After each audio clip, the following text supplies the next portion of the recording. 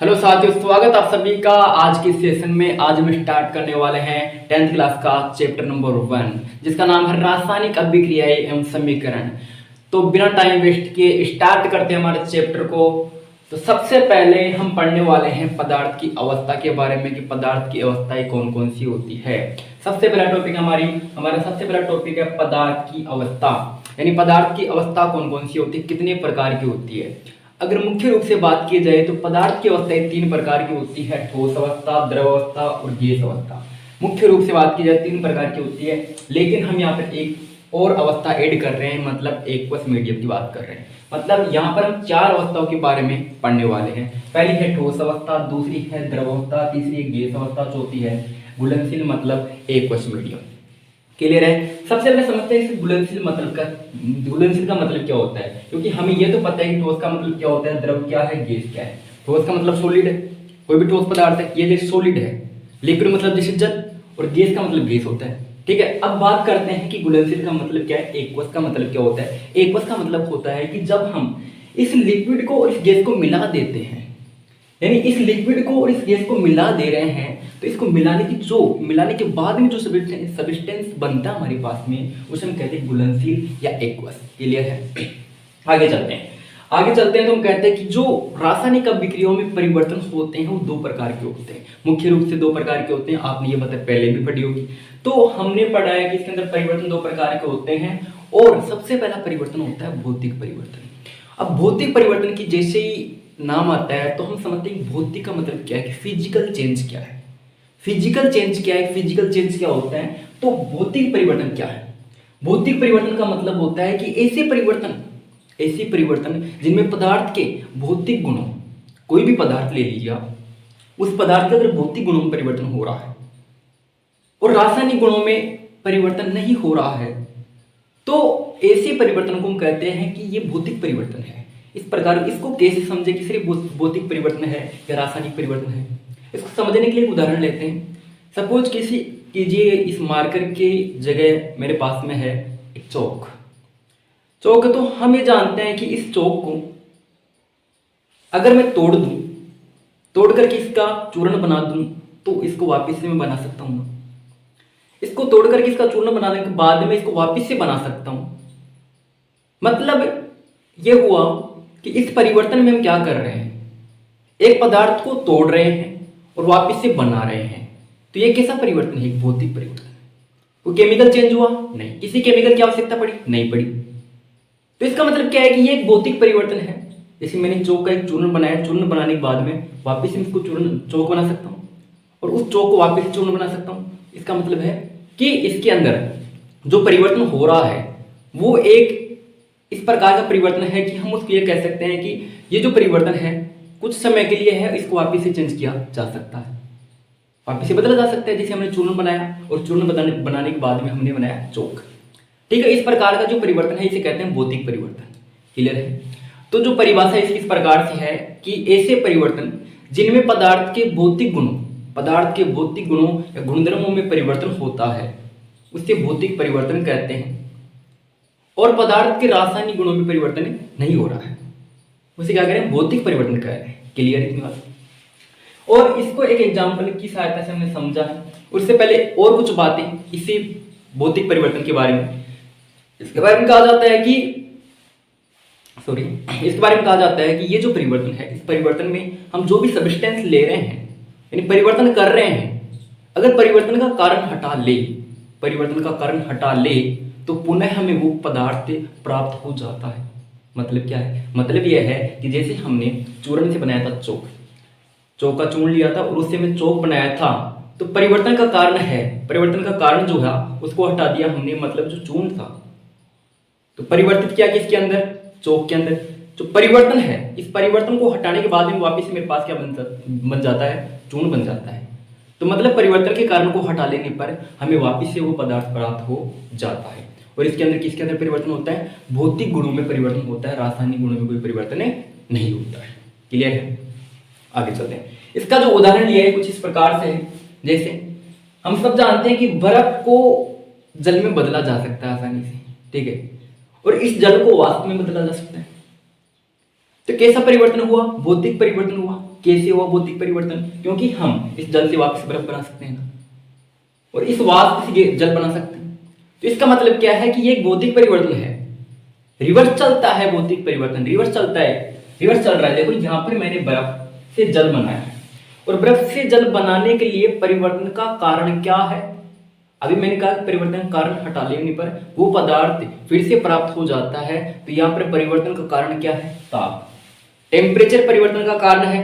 बर्फ से मैंने जल बनाया है, यहाँ पर जो टेम्परेचर दिया हुआ है वो है परिवर्तन का कारण। अगर टेम्परेचर मैंने हटा लिया तो वापिस से बर्फ बन जाएगी। क्लियर है? अब इस जल से मैंने वाष्प बनाया है, और आप सब जानते हैं कि जो वाटर होता है, जो पानी होता है वो 100 डिग्री सेल्सियस पर उबलना स्टार्ट हो जाता है। उबल रहा है मतलब क्या हो रहा है? उबलना मतलब वाष्प बन रहा है। ये बात क्लियर है? उबल रहा है मतलब क्या है कि वाष्प बन रहा है। ठीक है, अब देखिए ये जो वाष्प है गैस की फॉर्म में, गैस की फॉर्म में, और ये जो जल है द्रव की फॉर्म में। इस जल को ही तो द्रव कह रहा हूं ना, लिक्विड किसको कह रहा हूं? इस जल को ही तो कह रहा हूं। लिक्विड मैंने अभी कहा इसको, तो किसको कहा? इस जल को कहा है। वाष्प मतलब गैस है। अब इस गैस को, इन वाष्प को मैं क्या द्रव में चेंज कर सकता हूं?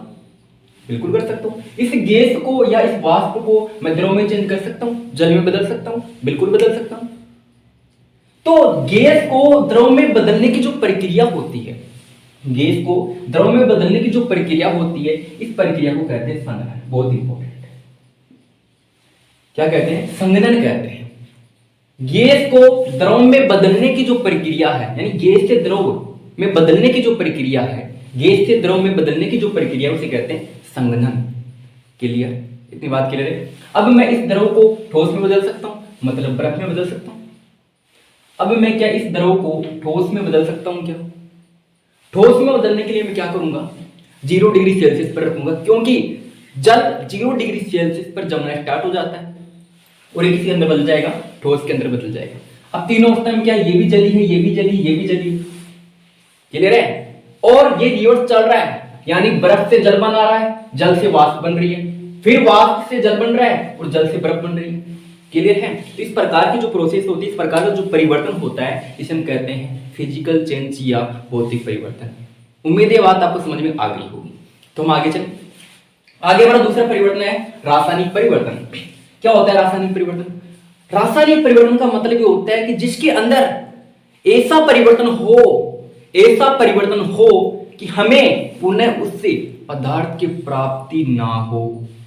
जिसके अंदर, जिस पदार्थ के अंदर ऐसा परिवर्तन हो कि जिसके अंदर हमें दूसरा वो पदार्थ जो हमने लिया था वो हमें वापस से ना मिल सके, ऐसे परिवर्तन कहते हैं रासायनिक परिवर्तन। कोई भी रिएक्शन करवाई हमने, रिएक्शन करवाने पर हमारे पास जो भी सब्सटेंस था, जो अभिकारक था, उस अभिकारक से हमारे को मिला उत्पाद मिला। अब जो उत्पाद मिला है ना, उस उत्पाद से वापस से वो अभिकारक ना बन सके, यानी जो अभिकारक हमने लिया था उस अभिकारक से उत्पाद तो बन गया, लेकिन उस उत्पाद से वापस से वो अभिकारक ना बन सके। इस प्रकार की जो अभिक्रिया होती है उसे कहते हैं रासायनिक अभिक्रिया। कौन सी अभिक्रिया कहते हैं? रासायनिक अभिक्रिया। मतलब इसकी परिभाषा कुछ इस प्रकार से है कि ऐसे परिवर्तन जिनमें पदार्थ के रासायनिक गुणों में परिवर्तन होता है, ऐसे परिवर्तन जिसमें पदार्थ के रासायनिक गुणों में परिवर्तन होता है और उसके भौतिक गुणों में परिवर्तन नहीं होता है। इसकी परिभाषा तो इस प्रकार से। क्लियर है? उम्मीद है बात आपको समझ में आई होगी। अब देखिए, इसके अंदर अगर हम ये चाहे कि हमें अभिकारक से जो उत्पाद मिला है उस उत्पाद को वापिस से अभिकारक में बदलना है, तो ये पॉसिबल नहीं है, क्योंकि ये रासायनिक परिवर्तन है। अगर यहां पर भौतिक परिवर्तन होता तो जो अभिकारक से हम उत्पाद बना रहे हैं वो उत्पाद से अभिकारक वापिस से बन सकता है। ये होता है भौतिक परिवर्तन। और रासायनिक परिवर्तन होता है अगर अभिकारक से उत्पाद बन गया तो उत्पाद से अभिकारक नहीं बनेगा। क्लियर है? जैसे कुछ एग्जांपल्स रखता हूं मैं आपके सामने। जैसे गर्मियों में क्या होता है, दूध को खुला छोड़ने पर बैक्टीरिया के कारण वो दूध फट जाता है। किसके कारण? बैक्टीरिया का। अब फट गया दूध, फटने के बाद में वापस दूध बन जाएगा क्या? नहीं बनेगा। दूसरा एग्जांपल, जैसे लोहे की कील को या किस सरिये को जब हम आर्द्र वायुमंडल में, जो आर्द्र वायु है उसके अंदर रख देते हैं नमी वाली वायु में रख देते हैं तो वहां पर उसके ऊपर क्या लग जाती है, जंग लग जाती है। ठीक है। और कुछ एग्जाम्पल जैसे कि अंगूर, जो खराब अंगूर है उसको किसी अंगूर के गुच्छे में रखने पर सभी अंगूर क्या हो जाते हैं, खराब हो जाते हैं। और एक अंगूर से सभी अंगूर खराब हो रहे, जो अंगूर के खराब होने की जो प्रक्रिया होती है उसे कहते हैं किण्वन। हमारे शरीर के अंदर भोजन का पाचन होता है, हम सांस लेते हैं, इस सभी प्रक्रिया, ये किसका उदाहरण है, ये उदाहरण है रासायनिक परिवर्तन। किसका उदाहरण है? और इसके अलावा मैंने कुछ इस प्रकार से भी उदाहरण लिए हैं। देखिए, कोयला मतलब कार्बन, कोयला मतलब कार्बन। अब इस कार्बन को मैंने जलाया ऑक्सीजन की उपस्थिति में। जब मैं इस कार्बन को, इस कोयले को ऑक्सीजन की उपस्थिति में जला रहा हूँ, सर कार्बन तो कोयला तो लिया ही नहीं, लेकिन ऑक्सीजन कहाँ से लाएंगे? अरे भाई वायुमंडल में है ना, पर्यावरण इसके अंदर है ना, ऑक्सीजन कहाँ से दूर भाई, कोयला कहाँ से आया? हम ले लिए सर, कोयला तो लिए, ऑक्सीजन कहाँ से? वायुमंडल में ऑक्सीजन, तो इसके अंदर जल गई, तो ऑक्सीजन की उपस्थिति में जली है ना, तो हमें क्या मिल गया? Carbon dioxide. अगला है फेरस है, फेरस को ऑक्सीजन की उपस्थिति में जला रहे हैं तो क्या मिलेगा? फेरस ऑक्साइड मिलेगा। तो इस प्रकार के कुछ उदाहरण आपके सामने हैं। और अब पढ़ने वाले हम इसके अंदर कुछ और भी उदाहरण है रासायनिक परिवर्तन के अंदर दिए गए हैं, अब उनके बारे में हम डिस्कस करने वाले हैं। तो आगे चलते हैं दोस्तों। ठीक है, अब यहां तक हमने पढ़ लिया था, अब आगे पढ़ते हैं कि रासायनिक परिवर्तन के अंदर कुछ उदाहरण देख रहे थे हम। सबसे पहला उदाहरण मैंने लिया है यहाँ पर मैग्नीशियम के रिबन का लैंप। सबसे पहला उदाहरण मैंने लिया है यहाँ पर मैग्नीशियम के रिबन का लैंप, जो आपकी बुक में दिया हुआ है। अब देखो क्या होता है कि जब मैग्नीशियम के टुकड़े को, जब मैग्नीशियम की रिबन को क्या किया जाता है कि ऑक्सीजन की उपस्थिति में, मैग्नीशियम के टुकड़े को जब ऑक्सीजन की उपस्थिति में जला रहे हैं, मैग्नीशियम का टुकड़ा लिया, ठीक है, ये टुकड़ा है, ठीक है, मैग्नीशियम के टुकड़े को अब ऑक्सीजन की उपस्थिति में जला रहे हैं, मतलब ऑक्सीजन तो वायुमंडल में है, अब जला रहे हैं। ठीक है, अब जलाने पर क्या होता है कि श्वेत लोह के साथ जल रहा है। कौन से लोह के साथ जल रहा है? श्वेत लोह। कौन से लोह के साथ जल रहा है? श्वेत लोह। क्लियर है? श्वेत लोह के साथ जल रहा है और जलते हुए इससे चूर्ण का निर्माण हो रहा है, चूर्ण का निर्माण हो रहा है, और इस चूर्ण को मैंने नाम दिया है, इस चूर्ण को मैंने नाम दिया है मैग्नीशियम ऑक्साइड। मतलब मैग्नीशियम के टुकड़े को जब हम क्या कर रहे हैं, ऑक्सीजन की उपस्थिति में जला रहे हैं, तो जलाने पर ये श्वेत लोह के साथ जल रहा है, और जलने पर चूर्ण बनता जा रहा है, एक चूर्ण का निर्माण होता जा रहा है। इस चूर्ण को मैंने नाम दिया है मैग्नीशियम ऑक्साइड। क्लियर है? आगे चलता हूं। मैग्नीशियम रिबन का ध्यान हो गया, आगे चलता हूं। अब देखो हाइड्रोजन गैस का निर्माण किस प्रकार से होता है रासायनिक परिवर्तन में। रासायनिक परिवर्तन में हाइड्रोजन गैस का निर्माण कैसे हो रहा है, इसको समझते हैं। हम क्या करते हैं, बीकर लेते हैं, एक बीकर लिया हमने, ठीक है, इस बीकर में क्या कर रहे हैं, सपोज करो बीकर है, इस बीकर में क्या कर रहे हैं, हमने दानेदार जिंक है, जिंक कौन सी है? दानेदार जिंक। इस दानेदार जिंक पर मैंने डाला है सल्फ्यूरिक अम्ल। इस दानेदार जिंक है, ये फ्लास्क है, इसके अंदर देखो ये बीकर है, सॉरी बीकर के अंदर मैंने दानेदार जिंक डाला है, और इसी जिंक के अंदर मैंने डाला है सल्फ्यूरिक अम्ल। और जब इस जिंक पर मैं सल्फ्यूरिक अम्ल डालता हूं, जब इस जिंक पर मैं डाल रहा हूं सल्फ्यूरिक अम्ल, सल्फ्यूरिक अम्ल डाल रहा हूं, कौन सा अम्ल डाल रहा हूं? सल्फ्यूरिक अम्ल। डालने पर क्या होता है कि ये जो हाइड्रोजन गैस है इसके अंदर से बाहर निकलती है। हाइड्रोजन गैस बाहर कैसे निकलेगी? देखिए, अब यहां पर देखिए जिंक था मेरे पास में, ठीक है, इस जिंक पर दानेदार जिंक था, इस पर डाला था मैंने सल्फ्यूरिक अम्ल। अब देखो ये जिंक किससे करेगा क्रिया? SO4 से। जिंक SO4 से क्रिया करेगा, H2 बाहर निकलेगा, जिंक सल्फेट बन जाएगा, H2 बाहर निकल जाएगा, H2 का निकल जाएगा बाहर। H2 क्या है? गैस है। H2 गैस के फॉर्म में क्या निकल गया? बाहर निकल गया, और यहाँ पर क्या बन गया मेरे पास में? जिंक सल्फेट बन गया। ये कैसा उदाहरण है? ये एक रासायनिक अभिक्रिया का उदाहरण है। क्लियर है कि नहीं बात? आगे चले, आगे चलते हैं, आगे चलते हैं रासायनिक अभिक्रिया में होने वाले परिवर्तन, कि रासायनिक अभिक्रिया के दौरान कौन कौन से परिवर्तन होते हैं। जैसे रंग में परिवर्तन होता है, अवस्था में परिवर्तन होता है, तो ये कौन कौन से परिवर्तन होते हैं, गैस का निष्कासन होता है, तो कौन कौन से परिवर्तन हो, इनके बारे में जानेंगे। रासायनिक परिवर्तन, रासायनिक अभिक्रिया हो रही है ना, अब इस रासायनिक अभिक्रिया के दौरान कौन कौन से परिवर्तन हो रहे हैं, इनके बारे में देखते हैं। तो सबसे पहला परिवर्तन मैंने लिया अवस्था में परिवर्तन, यानी किसी पदार्थ की अवस्था बदलेगी। कहने का मतलब है किसी पदार्थ की अवस्था बदलेगी, रासायनिक परिवर्तन के कारण बदलेगी। किसी पदार्थ की अवस्था है जो बदलेगी, किसके कारण? रासायनिक परिवर्तन के कारण बदलेगी। देखो अवस्था में परिवर्तन क्या कहता है, जैसे कोयला लिया, कार्बन लिया था, कार्बन लिया था, कोयला लिया था, इसके अंदर देखो अब कार्बन लिया था मैंने प्लस ऑक्सीजन लिया, कार्बन लिया ऑक्सीजन लिया, कार्बन और ऑक्सीजन लिया है, कार्बन और ऑक्सीजन लिया है, मतलब कोयले को मैंने जलाया ऑक्सीजन की उपस्थिति में, और जलाने पर मुझे क्या मिला भाई, कार्बन डाइऑक्साइड मिला ना। अवस्था चेंज हो गई नहीं इसकी, अवस्था में परिवर्तन हुआ, मेरे पास कोयले और ऑक्सीजन से क्या मिला मेरे को, कार्बन डाइऑक्साइड मिल गया, तो अवस्था इसकी बदल गई, अवस्था इसकी बदल गई। पहले कार्बन से प्लेट था, ऑक्सीजन लगता, अब देखो कार्बन डाइऑक्साइड बन गया, मतलब अवस्था इसकी बदल गई है। तो इस प्रकार के कुछ परिवर्तन है। अब देखो रासायनिक अभिक्रिया में होने वाली परिवर्तनों में दूसरा परिवर्तन है, पहले इसको वापस रिपीट करते हैं एक बार। सबसे पहले हमने पढ़ा था, सबसे पहले रासायनिक अभिक्रिया एवं समीकरण में हमने पढ़ा, सबसे पहला टॉपिक था पदार्थ की अवस्था। पदार्थ की अवस्था हमने चार पढ़ी, मुख्यतः तीनों होती है, हमने चार पढ़ी, ठोस, द्रव, गैस और घुलनशील, यानी एक बस क्लियर है। फिर मैंने कहा कि परिवर्तन दो प्रकार के होते हैं, एक भौतिक परिवर्तन, एक रासायनिक परिवर्तन। पहला मैंने कहा भौतिक परिवर्तन। भौतिक परिवर्तन क्या होते हैं? भौतिक परिवर्तन का मतलब होता है कि ऐसे परिवर्तन जिनमें पदार्थ के भौतिक गुणों या भौतिक गुणधर्मों में परिवर्तन होता है, तो ऐसे परिवर्तन को भौतिक परिवर्तन कहते हैं। क्लियर है? फिर मैंने यहाँ पर एक उदाहरण लिखा, ठोस, जल, द्रव, इस प्रकार से कुछ उदाहरण लिखा। ठीक है, अब देखो गैस लास्ट में।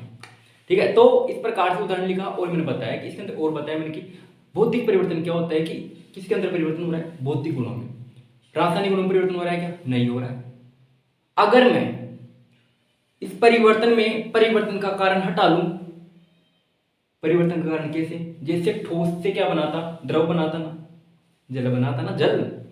तो ठोस से जल बन रहा है, तो जल बनेगा कब? जब तापमान जाएगा, उसके टेम्परेचर देंगे। परिवर्तन का कारण कौन है?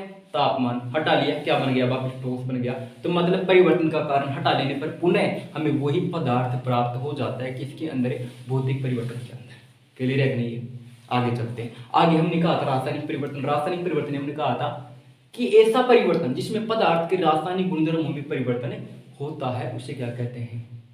रासायनिक परिवर्तन कहते हैं। क्लियर है? अब देखो रासायनिक परिवर्तन के अंदर मैंने एग्जांपल्स दिए, जैसे गर्मियों में दूध का फटना, हमारे भोजन का डाइजेशन, हम सांस लेते हैं, लोहे की कील को बार आर्द्र वायु में रखने पर उसके ऊपर जंग लगना, अंगूर का खराब होना, ये सब क्या है? रासायनिक परिवर्तन। कैसे परिवर्तन है? रासायनिक परिवर्तन है, जिसमें क्या होता है कि इसके अंदर जो परिवर्तन हुआ है, तो इसके अंदर से नहीं, परिवर्तन हटाने पर पुनः हमें वो पदार्थ प्राप्त नहीं होगा, होगा क्या? नहीं होगा। उसके अंदर देखो मैंने कहा था कोयला प्लस ऑक्सीजन, मतलब कोयले को ऑक्सीजन की उपस्थिति में जलाया था और मेरे पास क्या बना था? Carbon dioxide. क्लियर है? Ferrous plus oxygen, ferrous oxide बन गया था। क्लियर है? फिर मैंने कहा था कि मैग्नीशियम रिबन का दहन, तो मैग्नीशियम को जब मैं ऑक्सीजन की उपस्थिति में जलाता हूं तो मेरे पास क्या बनता है? मैग्नीशियम ऑक्साइड बनता है। और देखो मैग्नीशियम ऑक्साइड मतलब जब मैग्नीशियम ऑक्सीजन की उपस्थिति में जलता है, कौन सी लो के साथ जलता है? इंपॉर्टेंट है, श्वेत लो के साथ में जलता है, और क्या बनता है? चूर्ण बनता है। चूर्ण को क्या नाम देते हैं? मैग्नीशियम ऑक्साइड देते हैं। क्लियर है कि नहीं है? बताओ हाइड्रोजन गैस का निर्माण किससे हो रहा है? रासायनिक परिवर्तन में हाइड्रोजन गैस का निर्माण कैसे हो रहा है? क्वेश्चन आ सकता है, हाइड्रोजन गैस का निर्माण कैसे होता है रासायनिक परिवर्तन में? तो रासायनिक परिवर्तन में हाइड्रोजन गैस का निर्माण कैसे हो रहा है? जिंक है, जिंक पर मैंने सल्फ्यूरिक अम्ल डाल दिया, सल्फ्यूरिक अम्ल डाला तो दोनों ने क्रिया की, और जो SO4 है क्रिया करेगा किससे? जिंक से, जिंक सल्फेट बनाएगा और H2 गैस बाहर निकाल देगा। क्लियर है कि नहीं? फिर आगे बढ़ा हमने रासायनिक अभिक्रिया में होने वाले परिवर्तन। रासायनिक अभिक्रिया में होने वाले परिवर्तन मतलब अवस्था में, रंग में, किसी में परिवर्तन हो रहा है, उसको भी देख लेते हैं। तो मैंने लिया कोयला, वो कोयले को फिर से जलाया ऑक्सीजन की उपस्थिति में और कहा कार्बन डाइऑक्साइड बन गया। अब देखते हैं कि रंग में किस प्रकार से परिवर्तन हो रहा है, या गैस में परिवर्तन किस प्रकार से हो रहा है, गैस का निष्कासन किस प्रकार से हो रहा है, ये सब चीजें ये परिवर्तन देखने वाले हैं। क्लियर? यहाँ तक समझ में आया होगा? उम्मीद है यहाँ तक समझ में आया होगा। ठीक है, आगे चलते हैं।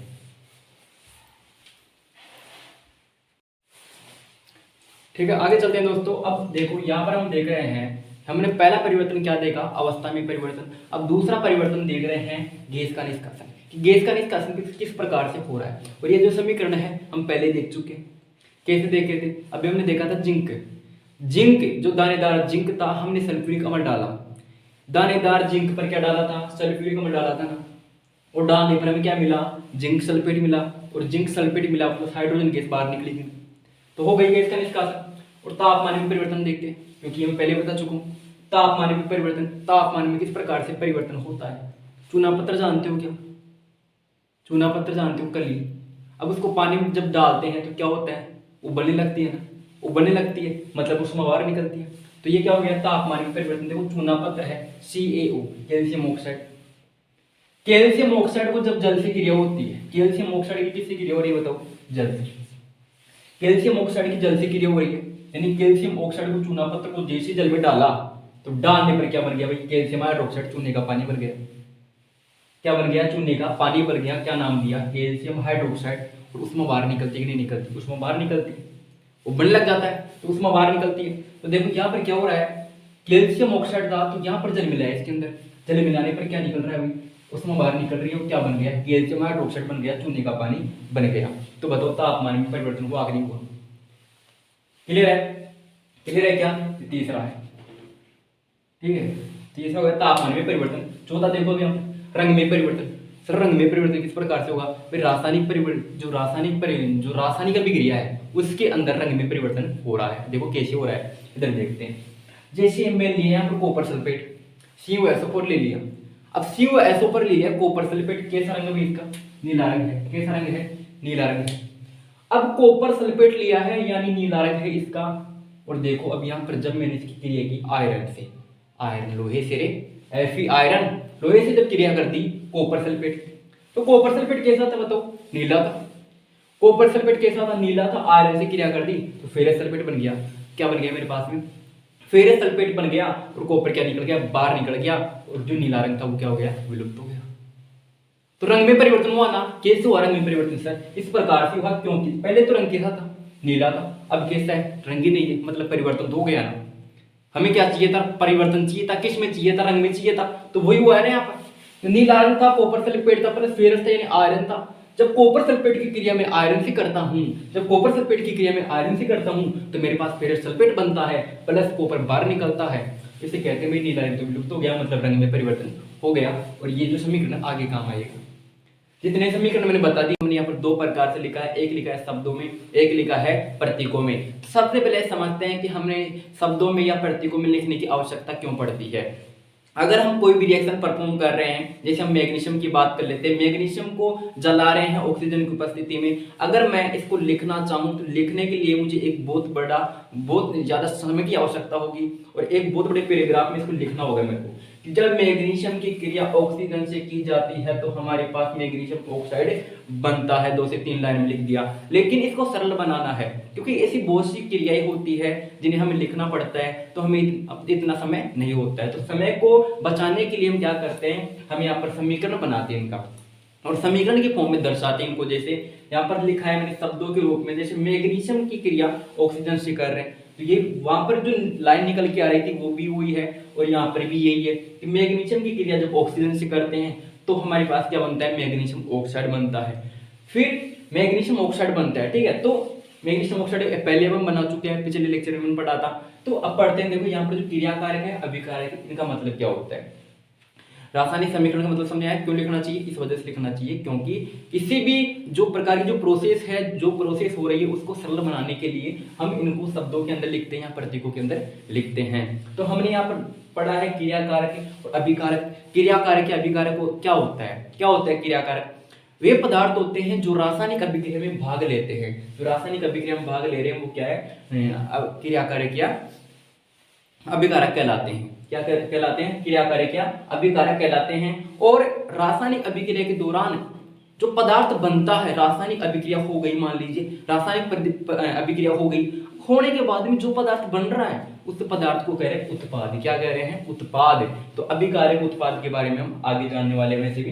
तो अब देखिए यहाँ पर हम क्या कर रहे हैं, हमने समीकरण को लिखना स्टार्ट किया था तो हमने पहले शब्दों में लिखा और हमने कुछ इस प्रकार से लिखा है LHS साइड और RHS साइड। इसका मतलब क्या होता है, इसका मतलब ये होता है लेफ्ट हैंड साइड, ये लेफ्ट हैंड साइड हो गई और ये राइट हैंड साइड हो गई, ठीक है। तो left hand side, right hand side, समीकरण के अंदर दो बातें भी आपको पता होनी चाहिए, लेफ्ट हैंड साइड क्या है, राइट हैंड साइड कौन सी है, और दूसरी बात क्रियाकारक, अभिकारक या उत्पाद क्या होता है। क्लियर है। आगे चलते हैं। फिर हमने लिखा है प्रतीक चिन्हों के रूप में। प्रतीक चिन्हों के रूप में, प्रतीक चिन्हों का मतलब जैसे मैग्नीशियम का जो Mg ले लिया हमने और ऑक्सीजन का O2 ले लिया और MgO बना दिया, मतलब मैग्नीशियम ऑक्साइड हमने बना दिया। मतलब प्रतीक चिन्हों में लिख रहे हैं क्योंकि हमें इसको एक सिंपल फॉर्म में लिखना है, क्योंकि हम इसके माध्यम से समझ सकते हैं कि मैग्नीशियम की क्रिया ऑक्सीजन से कर रहे हैं, तो एक ही लाइन में इसका आंसर हो गया है। ठीक है, इस वजह से हम रासायनिक समीकरण का प्रयोग करते हैं। ठीक है, आगे चलते हैं। आगे हमने देखा अभिकारक के बारे में। अभिकारक वे पदार्थ होते हैं जो रासायनिक अभिक्रिया में भाग लेते हैं। रासायनिक अभिक्रिया में भाग लेते हैं उन्हें क्या कहते हैं? अभिकारक कहते हैं। अभिकारक कहते हैं। ठीक है, और उत्पाद क्या होता है? उत्पाद का मतलब होता है कि वे पदार्थ होते हैं जो रासायनिक अभिक्रिया के दौरान बनते हैं। बनने वाला जो पदार्थ होता है उससे कहते हैं उत्पाद। और आपको ये जो भी नोट्स है, इन सभी नोट्स की PDF डिस्क्रिप्शन में मिल जाएगी। ठीक है, और आगे चलते हैं। रासायनिक समीकरण लिखना। हमने पहले पढ़ा रासायनिक समीकरण क्या होता है, रासायनिक समीकरण क्यों लिखा जाता है, पढ़ लिया। अब पढ़ रहे हैं कि रासायनिक समीकरण किस प्रकार से लिखा जाता है। रासायनिक समीकरण किस प्रकार से लिखा जाता है, सबसे पहले बात करते हैं कि अगर आपके पास में अभिकारक या उत्पाद है, सपोज कीजिए आपके पास में इस प्रकार से दो अभिकारक है और एक उत्पाद है, तो आप क्या करेंगे? हमें करेंगे कि अभिकारक, जो अभिकारक होते हैं, दो अभिकारक है, उनके बीच में प्लस चिन्ह लगाना अनिवार्य है। जैसे कि ये है left hand side. Left hand side पे जो दाईं ओर है, इस दाईं ओर पर क्या लगाते हैं हम? इस दाईं ओर पर क्या लगाते हैं कि प्लस चिन्ह लगाते हैं अभिकारकों के बीच में। अब हम दाईं ओर पर लगा रहे हैं, लेफ्ट हैंड साइड पर लगा रहे हैं। सपोज कीजिए अगर हमारे पास ये सिचुएशन क्रिएट हो जाए, ये वाली सिचुएशन क्रिएट हो जाए कि हमारे पास ऐसा हो जाए, ठीक है, ये सिचुएशन हो गई हमारे पास में A प्लस B। तो ये हमने कहा था कि यहाँ पर जो अभिकारकों की अभिकारक है उनके बीच में प्लस चिन्ह लगाते हैं, लेकिन यहाँ पर अभिकारक एक ही है। एक अभिकारक कह रहे हैं, एक ही कह रहे हैं, साथ में इस वजह से एक कह रहे हैं। अब यहाँ पर जो उत्पाद है वो दो है, तो क्या हम ऐसा कर सकते हैं कि हम लेफ्ट हैंड साइड पर अभी चिन्ह लगाया कि हमने प्लस का चिन्ह लगाते हैं दोनों के बीच में, क्या हम उत्पाद के बीच में लगाते हैं? बिल्कुल लगाते हैं, जो आपको दिख रहा होगा। तो उत्पाद के बीच में और अभिकारक के बीच में अगर वहां पर कंपाउंड अलग अलग है या एलिमेंट जो है आपके पास में जो अलग अलग प्रकार के एलिमेंट, तो उनके बीच में क्या लगाते हैं? प्लस चिन्ह लगाते हैं। ठीक है, तो दो एलिमेंट ले रहे हो तो दो के बीच में आपको प्लस चिन्ह लगाना पड़ेगा। तो यहाँ पर उसी प्रकार से उत्पाद के अंदर भी होता है और अभिकारक के अंदर भी होता है। तो रासायनिक समीकरण की बातें आपको समझ में आएगी कि रासायनिक समीकरण क्यों लिखते हैं, शब्दों में लिखना, प्रतीकों में, और अभिकारक, उत्पाद और रासायनिक समीकरण लिखना किस प्रकार से होता है। अब पढ़ने वाले दिन दो पॉइंट हमने पढ़ लिए हैं रासायनिक समीकरण को लिखने के लिए, और कौन कौन से पॉइंटों की ध्यान रखना आवश्यक है उनके बारे में जानते हैं। तीसरा पॉइंट हमारा, तीसरा पॉइंट क्या कहता है? तीसरा पॉइंट कहता है कि अभिकारक लिया, आपने उत्पाद लिया है, अभिकारक और उत्पाद के बीच में आपके पास तीर का निशान होना है। तीर का निशान लगाओगे आप, और तीर का निशान कैसे लगाओगे वो भी देख लो आप। तीर का निशान ऐसे लगाओ, ऐसा नहीं कि रिवर्स अगर इस प्रकार से लगा सकते हैं, हम बेसिक लगाएंगे, हम तो नहीं लगाएंगे, हम तो इसे लगाएंगे, नहीं लगा सकते। क्यों नहीं लगा सकते? क्योंकि इसका नियम क्या कहता है, सुनो ध्यान से। इसका नियम कहता है कि अभिकारक और उत्पाद के बीच में जो तीर का निशान आपने लगाया है, जो तीर का निशान आपने लगाया है, वो तीर का निशान है वो तो उत्पाद की तरफ होना चाहिए, और जो उसके पीछे वाला हिस्सा है वो किसकी तरफ होना चाहिए? अभिकारक की तरफ होना चाहिए। इस वजह से जो नियम है उसी हिसाब से हमें चलेंगे। क्लियर है पॉइंट? आगे चलते हैं। आगे हमने पढ़ा कि यहाँ पर अगर हम कोई भी पदार्थ ले रहे हैं तो हमें कैसे पता चलेगा वो ठोस है, द्रव है, गैस है।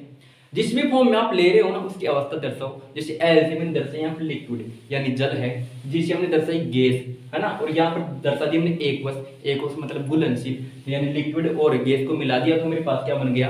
एक्वस बन गया। तो इस प्रकार से आप पदार्थ की अवस्था दर्शाइए कि कौन सा पदार्थ आपने लिया है, किस फॉर्म में आपने लिया है। फिर अगली बात आती है कि अगर हमने बर्फ ली है, बर्फ को पिघला करके क्या कर दिया हमने? जल बना दिया। अब जल बन गया हमारे पास में, तो जल बनाने के लिए आपने कितने टेम्परेचर का यूज किया, वो कैसे करोगे? तो ये अगला पॉइंट कह रहा है कि अगर आप इस प्रकार का पदार्थ ले रहे हो, आपको गर्म करने की आवश्यकता है, तो उसका टेम्परेचर दर्शाओगे नहीं दर्शाओगे? टेम्परेचर तो बताना पड़ेगा, कितने टेम्परेचर पर आपने उसको उबाला है। क्लियर है? टेम्परेचर या कुछ दाब दे रहे हो या उस पर का यूज कर रहे हो, ठीक है, ये सब चीज आपको बतानी पड़ेगी। आगे चलते हैं। आगे कह रहा है कि अगर आप क्या कर रहे हो? उष्मा है, उष्मा कंज्यूम हो रही है, सॉरी उष्मा अवशोषित बाहर निकल रही है, उष्मा बाहर निकल रही है। जैसे आपने कोई भी अभिक्रिया की, अभिक्रिया करने पर उष्मा है, इस अभिक्रिया में उष्मा बाहर निकल रही है। कोई अभिक्रिया कर रहे हो, अभिक्रिया करने पर उष्मा बाहर निकल रही है, तो इसको कैसे दर्शाओगे? इसको प्लस उष्मा के रूप में दर्शाओगे। प्लस से जोड़ दोगे अभिकारक के साथ में, प्लस से जोड़ दोगे, मतलब क्या हुआ? मतलब ये हुआ कि उष्मा बाहर निकल रही है। ऊष्मा क्या निकल रही है, बाहर निकल रही है। और अगला पॉइंट कहता है कि अगर ऊष्मा कंज्यूम हो रही है तो अवशोषित हो रही है तो क्या करेगी, अवशोषित हो रही है तो माइनस के चिन्ह से हम दर्शा देते हैं। ठीक है, तो माइनस के चिन्ह से हम क्या कर देते हैं, दर्शा देते हैं। अगला पॉइंट हमारा था, यहाँ पर हमने कितने पॉइंट पढ़े, 7 पॉइंट पढ़े, वापिस रिपीट करते हैं। हमने पहला पॉइंट पढ़ा था कि अगर अभिकारक और उत्पाद है और अभिकारकों के बीच में अभिकारक है, 2 अभिकारक हैं, अब 2 अभिकारक मिलकर के एक उत्पाद बना रहे हैं तो उनके बीच में प्लस का चिन्ह लगेगा। दूसरा पॉइंट था, अब सपोज कीजिए वहां पर अभिकारक तो 1 है, उत्पाद 2 है, तो मतलब अभिकारक से 2 हो 4 को कोई फर्क नहीं पड़ता, उत्पाद कितने हैं, 2 है 4 है, तो वहां पर 4 ले रहे हो 2 ले रहे हो तो वहां पर आपको प्लस चिन्ह लगाना पड़ेगा। प्रत्येक के बीच में प्लस का चिन्ह होना अनिवार्य है, ये दूसरा नियम हमने पढ़ा था। तीसरा क्या कर रहा है, तीसरा कह रहा है अभिकारक और उत्पाद के बीच में तीर का निशान लगाओ कि तीर का निशान वाला हिस्सा उत्पाद की तरफ और पीछे वाला हिस्सा अभिकारक की तरफ होना चाहिए। तो चौथा पॉइंट कह रहा था कि उसकी अवस्था दर्शाना बहुत आवश्यक है कि किस अवस्था में आपने लिया है, जैसे द्रव में लिया है, ठोस लिया है, गैस लिया है। अगला पॉइंट है कि उसके टेम्परेचर को दर्शाइए आप, किस टेम्परेचर पर आपने बर्फ को जल में बदला है, टेम्परेचर बताओ, दाब बताओ या उत्प्रेरक बताओ। ठीक है, और आगे चलते हैं। आगे चलने में हम पढ़ते हैं कि उष्मा अगर बाहर निकल रही है, किसी अभिक्रिया के अंदर उष्मा बाहर निकल रही है, जैसे चूने के पानी में चूने का जो चूना था, चूना पत्थर था, उसके अंदर पानी डाला था तो बाहर निकल रही थी उष्मा बाहर निकल रही थी, तो उसको कैसे दर्शाओगे, प्लस उष्मा, इसी समझ जाएंगे कि हाँ उष्मा बाहर निकल रही है। और माइनस उष्मा मतलब उष्मा कंज्यूम हो रही है, अवशोषित हो रही है, तो उसे क्या कहेंगे, माइनस उष्मा। अब यहाँ पर मास ऑफ कंजर्वेशन थी कि द्रव्यमान संरक्षण का नियम क्या होता है। तो हमने यहाँ तक पढ़ चुके हैं, तो भौतिक परिवर्तन, रासायनिक परिवर्तन हम जान चुके हैं, हम अभिकारक के जो समीकरण होता है उसको लिखना भी पहचान चुके हैं, और आज हम पढ़ने वाले हैं द्रव्यमान संरक्षण का नियम। तो सभी दोस्तों का स्वागत है। तो स्टार्ट करते हैं हमारे इस टॉपिक का, द्रव्यमान संरक्षण का नियम क्या होता है, मास ऑफ कंजर्वेशन क्या होता है, मास ऑफ कंजर्वेशन क्या है, द्रव्यमान का मतलब क्या होता है। द्रव्यमान संरक्षण का नियम कहता है कि किसी भी पदार्थ को ना तो बनाया जा सकता है, यहाँ पर उपस्थित किसी भी पदार्थ को ना तो बनाया जा सकता है और ना ही नष्ट किया जा सकता है, बस उसे एक रूप से दूसरे रूप में बदला जा सकता है, उसका ट्रांसफर किया जा सकता है, लेकिन पूरी तरीके से ना तो किसी पदार्थ को नष्ट किया जा सकता है और ना ही किसी नए पदार्थ को बनाया जा सकता है। तो कहने का मतलब है द्रव्यमान संरक्षण नियम का कि कोई भी पदार्थ है, आप कोई भी पदार्थ ले लीजिए, आप ना तो उसे नष्ट कर सकते हैं और ना ही यहाँ पर किसी नए पदार्थ को आप उत्पत्ति कर सकते हैं। आप एक पदार्थ से दूसरे पदार्थ में सिर्फ कन्वर्ट कर सकते हैं किसी भी पदार्थ को। जैसे मार्कर है, इस मार्कर को आप नष्ट कैसे करोगे, तो आप बोलोगे सर इसको तोड़ फोड़ करके इसको फेंक देंगे तो ये नष्ट हो जाएगा, नहीं, तोड़ फोड़ करके फेंकने से ये नष्ट कभी नहीं होने वाला है। क्यों नहीं होगा नष्ट, क्योंकि ये इस एनवायरमेंट में, इस प्रकृति में तो है ना, इस प्रकृति में तो है, पूरी तरीके से नष्ट नहीं हुआ है। या आपने इस मार्कर को किसी ना किसी बनाया होगा, तो बनाया किससे है, जो प्रकृति में जो सब्सटेंस, जो मैटर यहाँ पर उपस्थित है उसी से तो बनाया है। जो प्रकृति में जो मैटर उपस्थित है, जो वस्तुएं उपस्थित है, उनसे ही मिलकर बना है। तो ना तो किसी पदार्थ को नष्ट किया जा सकता है, ना ही किसी पदार्थ को बनाया जा सकता है, उसे एक रूप से दूसरे रूप में बदला जा सकता है। इसे क्या कहते हैं, द्रव्यमान संरक्षण का नियम कहते हैं। और द्रव्यमान संरक्षण का नियम हमें ये बतलाता है, हम इस चैप्टर के अंदर क्यों पढ़ रहे हैं, इस वजह से पढ़ रहे हैं क्योंकि इसके अंदर द्रव्यमान संरक्षण का नियम ये बतलाता है कि अभिकारकों और उत्पादों का जो परमाणु द्रव्यमान होता है वो समान होना चाहिए। क्या होना चाहिए, समान होना चाहिए। किसका, अभिकारक का और जो उत्पाद है, अभिकारक जो उत्पाद है, अभिकारक और उत्पाद है, इनका जो परमाणु द्रव्यमान है वो बिल्कुल समान होना चाहिए। इनका समान क्यों होना चाहिए, इस वजह से होना चाहिए कि हमने पढ़ा है ना तो किसी पदार्थ को बनाया जा सकता है, ना ही किसी पदार्थ को नष्ट किया जा सकता है, बस एक रूप से दूसरे रूप में बदला जा सकता है। इस वजह से हम यहाँ पर द्रव्यमान संरक्षण के नियम को पढ़ रहे हैं। क्लियर है, आगे चलते हैं। असंतुलित रासायनिक समीकरण या कंकाली रासायनिक समीकरण क्या होता है, असंतुलित रासायनिक समीकरण, कंकाली रासायनिक समीकरण क्या होता है, इसके बारे में जानने स्टार्ट करते हैं। असंतुलित रासायनिक समीकरण का मतलब होता है कि अभिकारक और उत्पाद, जो अभिकारक हमारे पास और जो उत्पाद है उनका परमाणु द्रव्यमान समान नहीं है, उनका परमाणु द्रव्यमान क्या नहीं, समान नहीं है। तो ऐसे समीकरण को हम कहते हैं असंतुलित रासायनिक समीकरण या कंकाली रासायनिक समीकरण।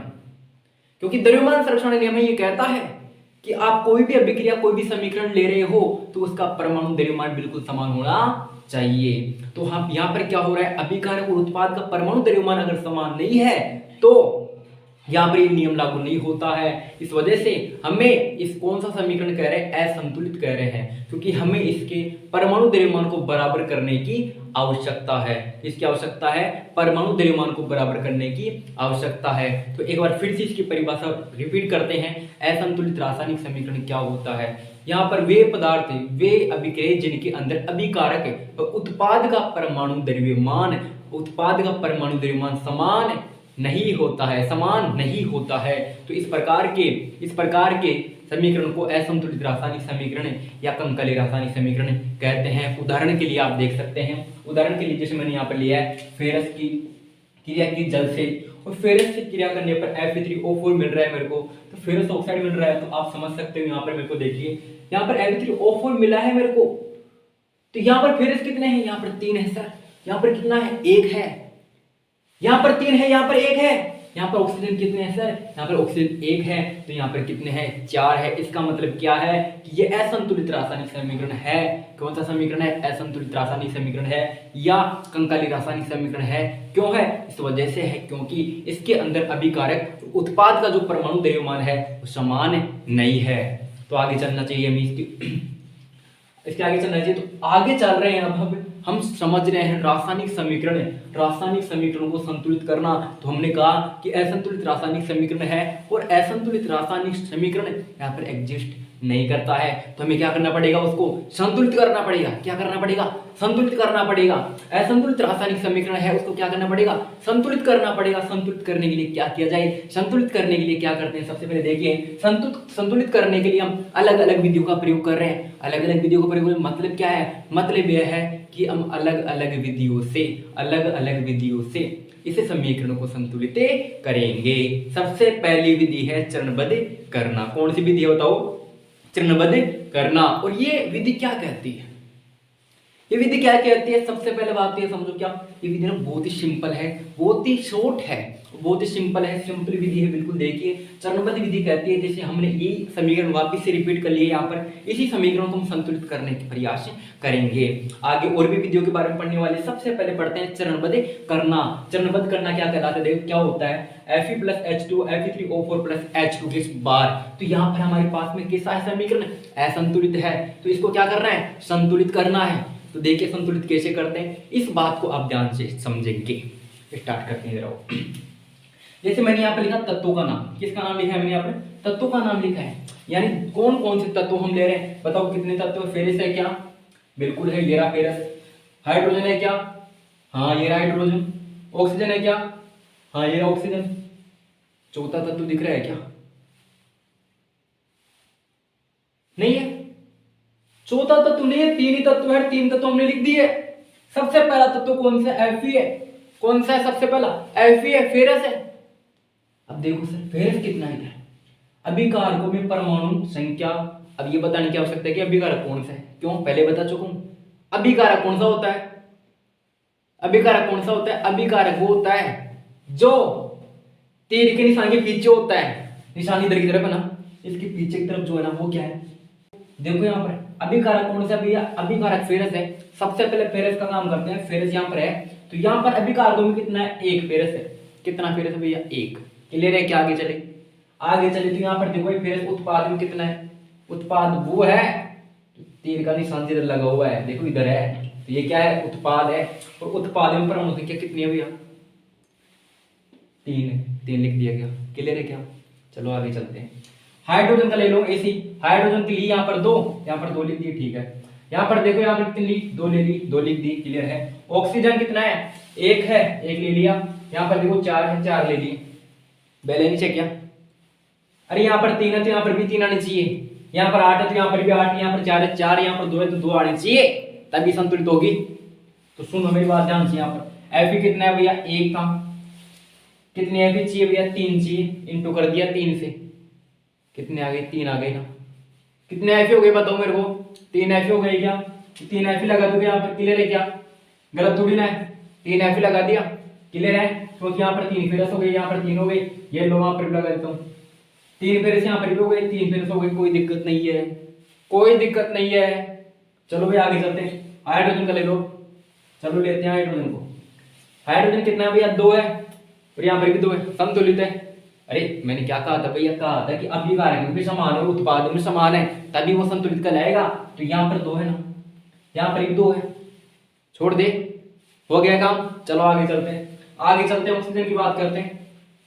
ऑक्सीजन कितना है, 1, कितना है, 1 है। अब देखो ऑक्सीजन यहाँ पर कितना है उत्पाद में, 4। मामला गड़बड़ा गया, क्या करें सर, अब क्या करेंगे, अब करना क्या है, इधर आओ। यहाँ पर ऑक्सीजन किसके पास में, जल के पास में है। और ये सिंपल सी बात है कि अगर ऑक्सीजन को बढ़ाना है तो हाइड्रोजन तो बढ़ेगा। सर क्यों बढ़ेगा हाइड्रोजन, हम तो यहाँ पर लगाएंगे, नहीं लगा सकता, नीचे लगा देंगे। अरे नहीं लगा सकता भैया, नीचे नहीं लगा सकता, खुद ऐड कर रहा है, नहीं कर सकता ऐड तो, ना तो यहाँ पर लगा सकता है ना यहाँ पर लगा सकता है। ऑप्शन कहाँ बचा है, यहाँ पर बचा है, और यहाँ पर ही लगा सकता है, यहाँ पर ही लगा सकता है, यहाँ पर ही लगा सकता है। तो 2 चार्जों पे लगाना, यहाँ पर लगा सकता है, ना तो यहाँ पर लगा सकता ना यहाँ पर लगा सकता। क्लियर है क्या, और ये बात क्लियर है कि अगर यहाँ पर लगाएगा तो हाइड्रोजन तो बढ़ेगा भैया। अब क्या करते हैं, हाइड्रोजन बढ़े या ना बढ़े वो बात की बात है, क्योंकि हम तो ऑक्सीजन की बात कर रहे हैं ना, हम तो किससे मतलब है, ऑक्सीजन से मतलब है। चलो स्टार्ट करते हैं, ऑक्सीजन की बात करते हैं। ऑक्सीजन यहाँ पर 1 था, यहाँ पर 4 था, तो 4 लगा देंगे, लगा तो काम हो गया ना। ऑक्सीजन चाहिए था, मिल गया, मिल गया ना, ऑक्सीजन चाहिए था, मिल गया, लेकिन क्या हुआ, हाइड्रोजन बिगड़ गया, बिगड़ गया तो सुधार दी इसको। आओ यहाँ पर है 4 दूनी 8, कितने हैं 8, यहाँ पर कितना है 2, यहाँ पर 8 है, यहाँ पर 2 है, ये तो नाइंसाफी है ना, नाइंसाफी नहीं करेंगे लेकिन हाइड्रोजन के साथ इसको बैलेंस करते हैं। यहाँ पर 8 हो गया, यहाँ पर 2 है। अब क्या करते हैं, मतलब अब क्या करना क्या है, यहाँ पर भी 4 लगा दो, सिंपल सी बात है। यहाँ पर 4 दूनी 8 हो गया, यहाँ पर 4 दूनी 8 हो गया, 4 ऑक्सीजन आ गई, 4 ऑक्सीजन आ गई। तो कहने का मतलब है कि 2 से इंटू कर दिया 4 को, देखो 2 इंटू 4 हो गया, 2 इंटू 4, 2 इंटू 4, क्लियर हो गया। 8 आ गए इधर, 8 आ गए इधर, क्लियर हो गया क्या। और ये समीकरण हो गया संतुलित, ये क्या हो गया, संतुलित रासायनिक समीकरण हो गया। नीचे देख लो इस प्रकार से, ये का सेम टू सेम समीकरण हमने लिख लिया, संतुलित कर दिया। वो लोग सर समझ में नहीं आया, अच्छा समझ में नहीं आया, कोई बात नहीं भैया। अगर ये समझ में नहीं आ रहा है, चरणबद्ध विधि, चरणबद्ध करना जो विधि है वो समझ में नहीं आई, ठीक है कोई बात नहीं। अब क्या करेंगे, एक एक स्टेप को समझाता हूँ तुम्हारे को, एक एक स्टेप को, हाँ एक एक स्टेप को समझाता हूँ। एक एक स्टेप को समझाने के लिए जिस विधि का मैं प्रयोग कर रहा हूँ उसका नाम है हिट एंड ट्रायल विधि। कौन सी विधि है, हिट एंड ट्रायल विधि। तो उम्मीद है यहाँ तो आपको समझ में आया होगा। वापिस इसको रिवर्स करते हैं, सर होता क्या है, किस प्रकार से हो रहा है वाले हैं दूसरी विधि के बारे में। मतलब वो विधि हमें समझ में नहीं आई थोड़ी सारी, इस प्रकार से थी कि पता नहीं ऊपर से जा रही थी। चलो कोई बात नहीं, विस्तार समझते हैं। अब समझते हैं हिट एंड ट्रायल विधि के बारे में बात करें। दूसरी विधि है, पहली विधि कौन सी चीज, चरणबद्ध करना। दूसरी विधि कौन सी है, हिट एंड ट्रायल विधि। क्या कहती है हिट एंड ट्रायल विधि, कहती इस प्रकार से है कि मैं आपको विस्तार से समझाऊंगी। देखो भाई क्या समझाती है, देखो कहती है सबसे पहला पॉइंट है हिट एंड ट्रायल विधि का, चाहो तो नोट कर लो, और वैसे आपको पीडीएफ पे डिस्क्रिप्शन में मिली जाएगी, तो नोट करने की कोई आवश्यकता नहीं है, तो नोट्स आपको मिल जाएंगे, कोई घबराने की बात नहीं है। तो स्टार्ट कर दें। देखो ये कहता है, पहला पॉइंट इसका क्या कहता है कि आप जिन अभिकार को और उत्पादों को संतुलित करना चाहते हैं, सबसे पहले उनको बॉक्स में बंद कर लो। सबसे पहले कर लो बॉक्स में बंद, कर लिया क्या, कर लिया क्या, हाँ सर कर लिया। यहाँ पर कर देंगे Fe+H2, इन सभी क्या किस में बंद कर लिया, बॉक्स में बंद कर लिया। अब बॉक्स में बंद करने के बाद में वही प्रक्रिया दोहराइए जो आपने चरणबद्ध विधि में दोहराई थी। क्या दोहराई थी बताओ, तत्वों के नाम लिखे थे, अभिकार के अंदर कौन कौन से तत्व है, कितने अभिकारक है, कितने उत्पाद है, लिखा था ना। वही सारणी बना लो वापिस से, बन गई क्या। देखो मैंने लिखा यहाँ पर तत्वों का नाम फेरस। देखो फेरस कितने हो भैया, 1 फेरस है, ये रहा, उधर नहीं है, उधर तो 3 है, इधर बात करो अभिकारक। तो देखो फेरस कितने, 1 है। उत्पाद कितने, फेरस के उत्पाद देखो 3 है भैया, उत्पाद में फेरस 3 है। हाइड्रोजन कितने हैं अभिकारकों में, 2 है, ये 2 लिख लिया। हाइड्रोजन कितने उत्पाद में, 2 है। अब देखो ऑक्सीजन कितने अभिकारकों में, 1 है, ठीक है। और ऑक्सीजन कितने उत्पाद में, 4 है, लिख लिया। तो इस प्रकार से इसको लिखने के बाद में हमारा दूसरा चैप्टर कंप्लीट हो जाता है चरण गतिविधि में, सॉरी हिट एंड रन विधि के अंदर। बहुत ही महत्वपूर्ण विधि है, ध्यान से समझिएगा। तीसरा पॉइंट पर चलते हैं। देखो अब क्या करेंगे, एक एक पॉइंट को लेंगे, एक एक को लेंगे। जैसे 3 तत्व है ना, अब तीनों को एक एक बार ले लेंगे। सबसे पहले हम लेते हैं ऑक्सीजन को। सबसे पहले संतुलित करेंगे किसको, अभिकारकों में और उत्पादकों में पाए जाने वाले ऑक्सीजन को क्या करेंगे, सबसे पहले संतुलित करेंगे। और ऑक्सीजन को संतुलित करने के लिए क्या करते हैं, देखो आओ भाई, देखो देखो ऑक्सीजन के परमाणु, किसके परमाणु बताओ, ऑक्सीजन के परमाणु। ऑक्सीजन के परमाणु ले क्या, अभिकारकों में देखो, अभिकारकों के अंदर और उत्पादों के अंदर ऑक्सीजन के परमाणु कितने कितने हैं। देखो भैया प्रारंभ में जब हमने लिया, क्या लिया हमने, ऑक्सीजन के परमाणु। तो एक ऑक्सीजन का परमाणु था क्या, इसके अंदर देखो ये रहा, कितना था, एक था ऑक्सीजन का परमाणु। और ऑक्सीजन का परमाणु H2 क्यों लगाया है, किसमें था, फिर इसमें था क्या, नहीं, किसमें था, जल में था। किसमें था, जल में। तो जल में था तो जल लगा दिया यहाँ पर मैंने। किसमें था बताओ, जल में था, तो मैंने क्या लगा दिया, जल। जल में कितनी ऑक्सीजन है, एक ऑक्सीजन है सर, लगा दिया क्या, इस वजह से H2 लिखा है, H2 में एक। क्लियर है क्या। चलो आगे उत्पाद में चलते हैं। उत्पाद में चलते हैं तो हमने लिखा है 4 यानी 4 लिखा है। ऑक्सीजन 4 है प्रारंभ में, फिर किसमें, Fe3O4 में। Fe3O4 में है क्या, 4 ऑक्सीजन।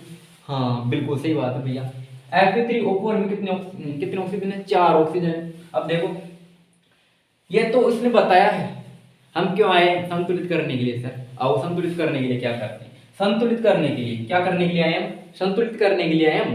देखो यहाँ पर अभिकारकों में संतुलित करने के लिए 1 × 4 कर दिया, क्यों, अरे ऑक्सीजन 4 है ना भैया, संतुलित करने आए ना यहाँ पर, संतुलित करने की बातें करेंगे। देखो यहाँ पर ऑक्सीजन कितने हैं, 4 है, तो यहाँ पर 4 लिख दिया गया।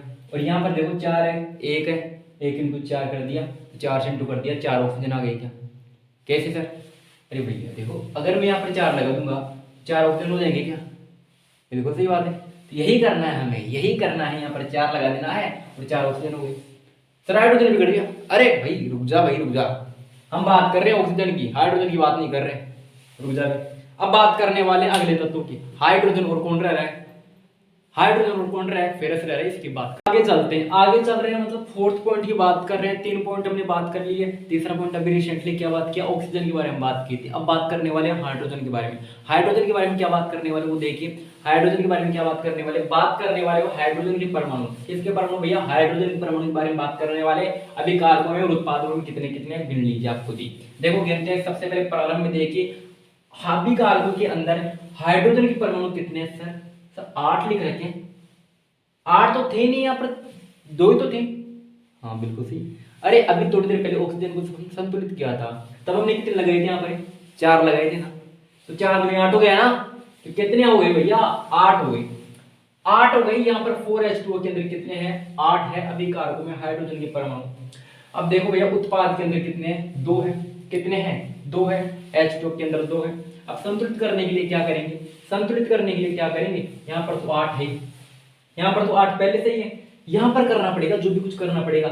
यहाँ पर 8 बनाने के लिए क्या करें बताओ, 16 से गुणा कर दो, 16 से गुणा कर दिया, 4 से गुणा कर दो, 4 से गुणा कर दिया तो 8 बन गए, सिंपल सी बात है। आगे चलते हैं। अब देखो यहाँ पर फेरस बचा हुआ है, इसका काम हो गया, इसका काम हो गया, हाँ ठीक है, इसका काम हो गया, सबका काम हो गया, लेकिन फेरस बचा हुआ है। देख लो यहाँ पर हाइड्रोजन का काम भी हो गया, ऑक्सीजन का काम भी हो गया, लेकिन क्या बचा हुआ है, फेरस बचा हुआ है। फेरस के परमाणु की बात करते हैं सबसे पहले। किसकी बात करते हैं मतलब, फेरस के परमाणु प्रारंभ में अभिकारकों के अंदर फेरस के परमाणु देखो, पहले होते एक ही था सर, हाँ याद हो गया, बिल्कुल सही बात है। और उत्पाद में कितने, उत्पाद में 3 है, 3 किस में, Fe3O4 में, Fe3O4 में कितने, 3 है। तो अगर 3 है तो हमें कितने करने पड़ेंगे, 3 करने पड़ेंगे। संतुलित करने के लिए कितने से इंटू कर रहे हैं, 3 से इंटू कर रहे हैं, और 3 से इंटू कर देने पर हमारे पास कितने परमाणु के भैया, 3 हो गए, यहाँ पर भी 3 हो गए, यहाँ पर भी 3 हो गए। अब देखो संतुलित हो गया क्या, 3 Fe 4H2 Fe3O4 और 4H2। अब यहाँ पर देखो ये संतुलित है क्या पूरी तरीके से। इधर कितने हैं हाइड्रोजन कितने, 8 है, इधर भी 8 है, इधर ऑक्सीजन 4 है, इधर भी 4 है, यहाँ पर हाइड्रोजन, यहाँ पर फेरस 3 है, यहाँ पर भी फेरस 3 है। इसका मतलब है हमने द्रव्यमान संरक्षण का जो नियम था उसका पालना कर लिया पूरी तरीके से, और इस समीकरण को कह सकते हैं संतुलित रासायनिक समीकरण। सर आपने असंतुलित रासायनिक समीकरण की परिभाषा कही थी, बिल्कुल कही थी, तो संतुलित की बता दो। संतुलित किस प्रकार से होगी कि अभिकारक उत्पाद है, किसी रासायनिक अभिक्रिया में अगर अभिकारक व उत्पाद का परमाणु द्रव्यमान समान होता है, क्या बताओ, परमाणु द्रव्यमान समान होता है, तो इसे संतुलित रासायनिक अभिक्रिया या संतुलित रासायनिक समीकरण कहते हैं। तो अब क्या पढ़ने वाले हैं सर, हमने ये कंप्लीट कर लिया, हमने संतुलित करना भी सीख लिया, बिल्कुल सही बात है, सीख लिया। हमने पहले लिखा था समीकरण लिखना, क्या लिखना बताओ, क्या लिखना, समीकरण लिखना, ये था टॉपिक, समीकरण लिखना। अब टॉपिक चलेगा अवस्था लिखना, क्या लिखना, अवस्था, हाँ अवस्था, जैसे अवस्था की सॉलिड ठोस गैस किस प्रकार से लिखते हैं, इसको चल, इसका जो टॉपिक आगे चलने वाला है अवस्था लिखना, ठीक है। तो यहाँ तक उम्मीद है आपको समझ में आया होगा। अभी दोस्तों आगे बात करते हैं अवस्था के बारे में कि अवस्था किस प्रकार से लिखते हैं। हमने 5 पॉइंट पढ़ लिए हैं, 5 पॉइंट पढ़ लिए, अभी 5 पॉइंट पढ़े, लेकिन हमारा समीकरण पूरा नहीं हुआ है, अभी समीकरण पूरा नहीं हुआ है। अब देखो समीकरण पूरा नहीं हुआ है, तो समीकरण पूरा नहीं हुआ इसका मतलब क्या है, अभी समीकरण अधूरा है ना, तो पूरा करने की आवश्यकता है। हमने अभी संतुलित किया है लेकिन कंप्लीट नहीं किया है। कैसे कंप्लीट नहीं किया है सर, कंप्लीट इस प्रकार से नहीं किया, देखिए हमने पहला पॉइंट यहाँ पर लिखा, देखो अवस्था, छठवां पॉइंट लिखा है अवस्था लिखना, कि अवस्था लिखना क्यों इंपॉर्टेंट है। आपने जो भी मैटर लिया है, जो भी पदार्थ लिया है, हमें कैसे पता चलेगा कि आपने गैस लिया है, ठोस लिया है या द्रव लिया है, जो भी लिया है आपने, हमें कैसे पता चलेगा। पता लगाने के लिए हमें अभिक्रिया को समझना पड़ेगा ना पूरी तरीके से, हाँ कि ये अभिक्रिया के अंदर ये पदार्थ लिया गया, तो ये पदार्थ लिया गया, तो उसको दर्शाने के लिए हम क्या करते हैं, उसकी अवस्था को दर्शाते हैं। जैसे मैंने यहाँ पर कार्बन लिया है, क्या लिया है मैंने, कार्बन लिया है, और एस से दर्शाया है। एस का मतलब क्या होता है, अरे सॉलिड, एस का मतलब होता है सॉलिड, सॉलिड का मतलब होता है ठोस है, तो मतलब कार्बन कैसा है, ठोस है, इसको अवस्था को दर्शा दिया मैंने। दूसरी बात करता हूँ ऑक्सीजन की, O2 जानते हो, ऑक्सीजन को कहते हैं, ऑक्सीजन को कहते हैं O2, तो कौन सी फॉर्म में होती है ऑक्सीजन, ऑक्सीजन खाते हो क्या, नहीं सर, सांस लेते हैं गैस के थ्रू, अच्छा गैस होती है, इस वजह से जी लिख दिया मैंने।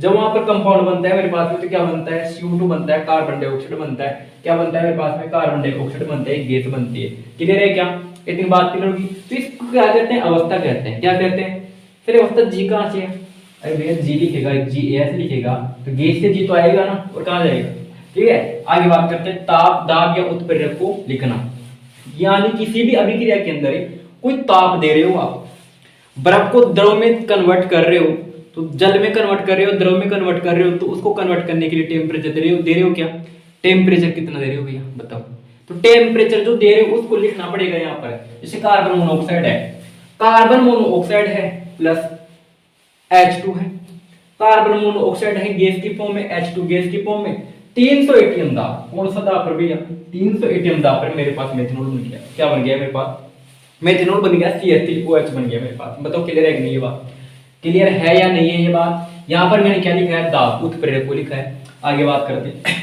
अब देखो ये हमें जो अभिक्रिया है, जो समीकरण होते हैं, समीकरण कंप्लीट हो चुके हैं पूरी तरीके से, हमने उनको संतुलित भी कर लिया है, और संतुलित किस प्रकार से करते हैं वो भी सीख लिया है। और ये जितना भी हमने अभी तक कवर किया है ना, बहुत महत्वपूर्ण है। क्यों है महत्वपूर्ण, इस वजह से महत्वपूर्ण है क्योंकि इसके अंदर से नंबर आने, क्वेश्चन आने की पूरी संभावना होती है। हिट एंड ट्रायल विधि एक बहुत ही शानदार तरीके की विधि है, और दूसरी बात ये एक बड़ी विधि है, तो बड़ी है तो मतलब आएगा तो निबंधात्मक क्वेश्चन आ सकता है, अति लघुतरात्मक भी आ सकता है, लेकिन तो यहाँ पर क्या इंपॉर्टेंट है, ये बहुत इंपॉर्टेंट है। आगे हम देखिए क्या पढ़ते हैं, आगे पढ़ रहे हैं, एक अभी कह लिखिए अलग से इंपॉर्टेंट वगैरह कुछ लगाया यहाँ पर हमने, यहाँ पे EMP लिख दिया, मतलब इंपॉर्टेंट है।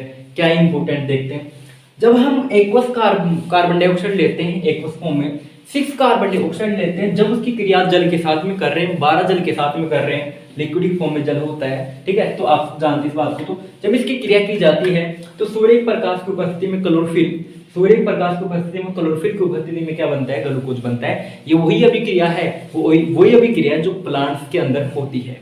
प्लांट्स के अंदर होती है मतलब क्या है, मतलब यह है कि उसको कार्बन डाइऑक्साइड चाहिए वायुमंडल से, कोई प्लांट है उस प्लांट को बाहर से कार्बन डाइऑक्साइड चाहिए, ठीक है, जल उसके अंदर है ही, और वो मिलकर क्या बना लेता है, कार्बोहाइड्रेट या ग्लूकोज बना लेता है, अपने अंदर किसका निर्माण कर लेता है, ग्लूकोज का निर्माण करता है। प्लांट का जो भोजन बनता है ना, वो वाली स्टेप है, प्लांट का जो भोजन बनता है वो वाली स्टेप है, जो आप जैव परिक्रम वाला चैप्टर है 6 नंबर का, उसके अंदर भी आप इसको पढ़ोगे। क्लियर है, तो उम्मीद है कि ये सभी बातें आपको क्लियर। क्लास का पहला चैप्टर चल रहा है और ये चैप्टर 9 नंबर का आने वाला है, तो आप सभी को इसके बारे में पता होगा। तो अब स्टार्ट करते हैं हम रासायनिक अभिक्रिया के प्रकारों को समझना कि कौन कौन से प्रकार होते हैं, कौन कौन से प्रकार होते हैं इसके अंदर? सबसे पहला जो प्रकार है संयोजन या योगात्मक अभिक्रिया होती है। कौन सी अभिक्रिया भैया? संयोजन या योगात्मक अभिक्रिया। अब देखो संयोजन या योगात्मक का मतलब क्या होता है भैया? योग का मतलब क्या होता है? जोड़ना। योग का मतलब क्या होता है? जोड़ना। योग है मतलब जोड़ना। ये है दो मार्कर, इनको मैंने जोड़ दिया है, क्या हो गया भाई? योग हो गया ना। क्या हो गया? योग हो गया। जैसे 2 और 2 कितने हो गए? 4 हो गए। क्या किया हमने? योग किया है। योग किया है मतलब जोड़ा है। तो यहां पर क्या करेंगे बताओ? हम योग करेंगे। क्या करेंगे? योग मतलब जोड़ेंगे। तो ऐसी अभिक्रिया क्या कहते हैं? योगात्मक अभिक्रिया कहते हैं या संयोजन अभिक्रिया कहते हैं। संयोजन मतलब साथ साथ, संयोजन मतलब साथ साथ, ठीक है। अब इस अभिक्रिया के अंदर ये अभिक्रिया क्या कहती है? ये अभिक्रिया कहती है कि ऐसी इसके अंदर, इस अभिक्रिया के अंदर जब दो अभिकारक, ऐसी अभिक्रिया जिसके अंदर 2 या 2 से अधिक अभिकारक मिलकर के एक उत्पाद का निर्माण करते हैं तो उसे कहते हैं हम संयोजन या योगात्मक अभिक्रिया। ऐसी अभिक्रिया जिसमें 2 या 2 से अधिक अभिकारक मिलकर के एकल उत्पाद का निर्माण करते हैं तो उसे क्या कहते हैं? संयोजन अभिक्रिया कहते हैं या योगात्मक अभिक्रिया कहते हैं। यहाँ पर एग्जाम्पल के लिए हमने क्या लिया है? यहाँ पर एग्जाम्पल के लिए एक समीकरण लिया है। देखिए समीकरण लिया है, हमने लिया है कैल्शियम ऑक्साइड CaO। क्या लिया हमने? CaO लिया है, कैल्शियम ऑक्साइड लिया है। और इसकी अवस्था कौन सी है? अवस्था का मतलब स्टेट कौन सी है? State solid state. कौन सी स्टेट है? सॉलिड स्टेट है। और जब मैं इस कैल्शियम ऑक्साइड की क्रिया जल से करता हूं, इस कैल्शियम ऑक्साइड की क्रिया में किससे कर रहा हूं? जल से कर रहा हूं, पानी से कर रहा हूं। जब इसकी क्रिया जल से की जाती है तो मेरे पास देखिए, मेरे पास बनता है कैल्शियम हाइड्रोक्साइड। क्या बनता है मेरे पास में? कैल्शियम हाइड्रोक्साइड बनता है, CaOH का होल ट्वाइस बनता है, ठीक है। तो एक्वस फॉर्म में मेरे पास बनता है। क्लियर है क्या? देखो वापस से स्टार्ट करते हैं। हम पढ़ रहे हैं कि संयोजन अभिक्रिया के बारे में, जोड़ने वाली अभिक्रिया के बारे में। तो हमने कहा था अभिकारक के बीच में जो अभिकारक होता है, जो अभिकारक होता है उसको जोड़ा जाता है। 2 या 2 से अधिक अभिकारक जुड़ते हैं और एकल उत्पाद बनाते हैं। ऐसी अभिक्रिया को संयोजन या योगात्मक अभिक्रिया कहते हैं। हम क्या करते हैं? कैल्शियम ऑक्साइड को जोड़ते हैं। किसको जोड़ते हैं? कैल्शियम ऑक्साइड की क्रिया जब जल से की जाती है, कैल्शियम ऑक्साइड की क्रिया जब जल से की जाती है तो जल से करने के बाद में हमारे पास में कैल्शियम हाइड्रोक्साइड बनता है, CaOH बनता है, CaOH2 बनता है। और उसके साथ में हमारे पास में क्या निकलती है बताओ? उष्मा बाहर निकलती है। बहुत इंपॉर्टेंट है, क्या बाहर निकलती है? उष्मा बाहर निकलती है। और ऐसी अभिक्रियाएं देखिए उष्मा बाहर निकलती है। इसके अंदर कौन सा टॉपिक आया है? उष्मा बाहर निकल रही है। क्या निकल रही है बताओ? उष्मा बाहर निकल रही है। तो जिन अभिक्रियाओं के अंदर उष्मा बाहर निकलती है, जिन अभिक्रियाओं के अंदर उष्मा बाहर निकल रही है उसे कहते हैं उष्मा शेपी। कौन सी कहते हैं बताओ? उष्मा शेपी कहते हैं, शोषी नहीं कहते हैं। शोषी का मतलब सोखना, अवशोषित करना। सो का मतलब सोचना, अवशोषित करना। लेकिन यहाँ पर क्या निकल रही है? बाहर। शेपी यानी बाहर निकलना, शेपी मतलब बाहर निकलना। क्या निकल रही है बताओ? उष्मा बाहर निकल रही है। तो ऐसी अभिक्रिया जिनके अंदर उष्मा बाहर निकलती है उन्हें क्या कहते हैं बताओ? उष्मा शेपी कहते हैं। कौन सी कहते हैं बताओ? उष्मा शेपी कहते हैं। क्लियर है क्या? और यहाँ पर देखिए अभिकारक और उत्पाद दे रखा है। अभिकारक और उत्पाद के बारे में बता चुका हूँ, सबसे पहले यही बताया था मैंने, ठीक है। अब यहाँ पर एक नोट दे रखा है और नोट क्या है? नोट कहता है कि आप जो कैल्शियम हाइड्रोक्साइड आप बनाए हो ना, यहाँ पर कैल्शियम ऑक्साइड था, चूना पत्थर था, चूना पत्थर। इस चूना पत्थर को पानी मिला दिया तो चूना पत्थर को पानी मिलाने से क्या बनेगा भैया? चूने का पानी बनेगा। चूने का पानी क्या होता है? चूने का पानी को जानने के लिए दीवारों पर जो सफेदी करते हैं ना वो चूने का पानी तो होता है। और क्या होता है? चूने का पानी तो होता है। ये जो चूने का पानी बना है मेरे पास में कैल्शियम हाइड्रोक्साइड है, जब ये दीवारों पर सफेदी की जाती है तो सफेदी करने के बाद में हमने देखा होगा कि 1-2 दिन के बाद में आपको ऐसा कलर विजिबल होता है शानदार तरीके का। पहले नहीं होता है, जिस दिन कर रहे हो उस दिन नहीं हो रहा है, जिस दिन कर रहे हो उस दिन नहीं हो रहा है, 2 दिन बाद में हो रहा है। कहने का मतलब क्या है? कहने का मतलब ये है भैया कि जब कैल्शियम हाइड्रोक्साइड है, हमने चूने का पानी था, ये तो ये दीवार पर लगा दिया, ठीक है, रगड़ दिया दीवार पर, लेकिन क्या होता है देखो, अब देखो ये कैल्शियम हाइड्रोक्साइड था हमारे पास में, क्या था हमारे पास में? Calcium hydroxide. सूत्र याद कर लेना भैया, CaOH का होल ट्वाइस है, एक्वस फॉर्म में है। कौन सी फॉर्म में? एक्वस फॉर्म में। क्लियर है क्या? जब ये कार्बन डाइऑक्साइड गैस से क्रिया करता है, ये कहां पर आ गया था भैया? दीवार पर आ गया। कहां पर आ गया बताओ? दीवार पर आ गया। किस पर आ गया बताओ? दीवार पर आ गया ना, दीवार पर आ गया ना। दीवार पर आने के बाद में अब इस वायुमंडल में क्या थी भैया? कार्बन डाइऑक्साइड थी। कौन सी गैस थी बताओ? कार्बन डाइऑक्साइड थी, CO2 तो गैस थी।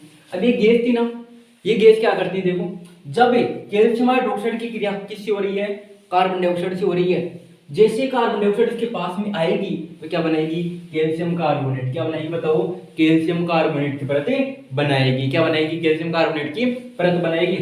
और जो कैल्शियम कार्बोनेट है वो कैसा होता है, सॉलिड होता है। सर हमको नहीं पता, अब देखना भैया सॉलिड होता है। ये जो यहाँ पर पेंट किया हुआ है ये चूने का पानी तो था, अभी सॉलिड तो है ना, कैसा ये सॉलिड तो है। देखो तो भैया कैल्शियम कार्बोनेट कैसा होता है, सॉलिड होता है। इसको क्या कहते हैं, संगमरमर भी कहते हैं, संगमरमर भी कहते हैं। और देखो जल क्या निकल रहा है, पानी बाहर निकल रहा है। क्या निकल रहा है बाहर, पानी निकल रहा है। पानी क्या निकल रहा है बताओ, बाहर निकल रहा है। संगमरमर कहते हैं। संगमरमर का सूत्र बताइए, ऐसे क्वेश्चन आता है कि संगमरमर का सूत्र बताइए, तो कौन सा है भैया, CaCO3। CaCO3 क्या है, किसका सूत्र है, संगमरमर का सूत्र है। आगे चलते हैं, इसके कुछ एग्जांपल दे रखा है, जैसे कि कोयले का दहन। कोयले का क्या है, दहन। कोयले को जला रहे, जलाओ भैया। कोयले क्या होता है, देखो कोयले को जब जलाओगे किसकी उपस्थिति में जलेगा, कार्बन डाइऑक्साइड की में नहीं, किसकी उपस्थिति में, ऑक्सीजन की उपस्थिति में। किसकी उपस्थिति में जलेगा बताओ, ऑक्सीजन की उपस्थिति में जलेगा ना। और ऑक्सीजन की उपस्थिति में जल के क्या बनाएगा बताओ, कार्बन डाइऑक्साइड बनाएगा। क्या बनाएगा बताओ, कार्बन डाइऑक्साइड बनाएगा। और कार्बन डाइऑक्साइड क्या होती है, सॉलिड होता है क्या, नहीं, गैस होती है। क्या होती है बताओ, गैस होती है। मतलब क्लियर है क्या, आगे चले क्या, उम्मीद है बातें आपको समझ में आएगी। आगे चलते हैं, हम पानी बना ले, क्या पानी बना लेते हैं। हाइड्रोजन गैस ले लो, हाइड्रोजन गैस ले लो, हाइड्रोजन गैस लो, ऑक्सीजन लो। क्या लिया हमने, पहले तो हाइड्रोजन गैस ले ली, अब ले ली oxygen. Hydrogen gas oxygen, hydrogen gas oxygen, hydrogen gas oxygen, hydrogen gas oxygen, command की मिला दिया, ठीक है, पानी बन गया। बताओ क्या क्या लिया हमने, हाइड्रोजन गैस ली है। कौन सी गैस ली, हाइड्रोजन गैस। इसके साथ में क्या बनाया मेरे को, यहाँ पर ऑक्सीजन लिया। जब हाइड्रोजन गैस और ऑक्सीजन मिल जाती है तो क्या बन जाता है बताओ, जल। क्या बन जाता है, जल बन जाता है। किसका निर्माण हो जाता है, जल का।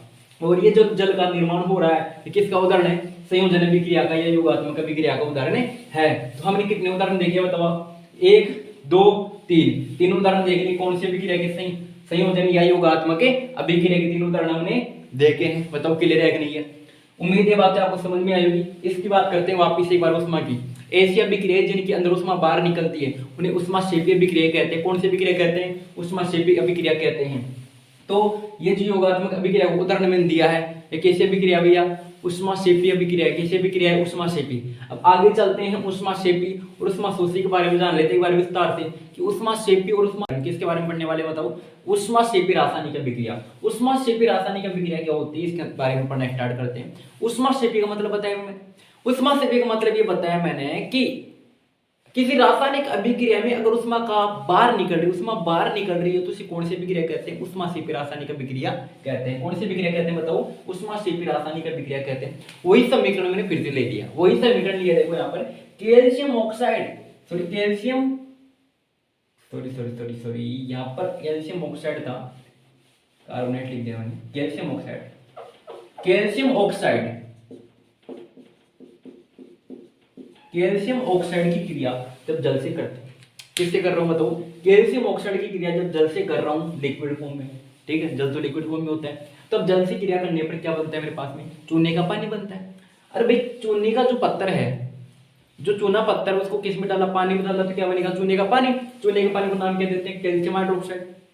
क्या नाम देते हैं, कैल्शियम हाइड्रोक्साइड। और उसमें क्या निकल रही बात, हमारा मेन टारगेट क्या था, उष्माक्षेपी अभिक्रिया जानना था। वे अभिक्रिया जिनमें उष्मा बाहर निकल रही है, उष्मा बाहर निकल रही है, उसे क्या कह रहे हैं, उष्माक्षेपी रासायनिक अभिक्रिया कह रहे हैं। क्या कह रहे हैं बताओ, उष्माक्षेपी रासायनिक अभिक्रिया कह रहे हैं। इसके अंदर देखिए, इसके अंदर उष्माक्षेपी रासायनिक अभिक्रिया कह रहे हैं, ठीक है। अब देखो इसके अंदर एक एग्जांपल दिया गया है, बहुत ही बेहतरीन एग्जांपल है। एग्जांपल कुछ इस प्रकार से, जैसे कि यहाँ पर दे रखा है प्राकृतिक गैस का दहन। क्या दे रखा है बताओ, प्राकृतिक गैस का दहन दे रखा है। तो देखो प्राकृतिक गैस क्या होती है, मीथेन जानते हो, मीथेन, मीथेन मतलब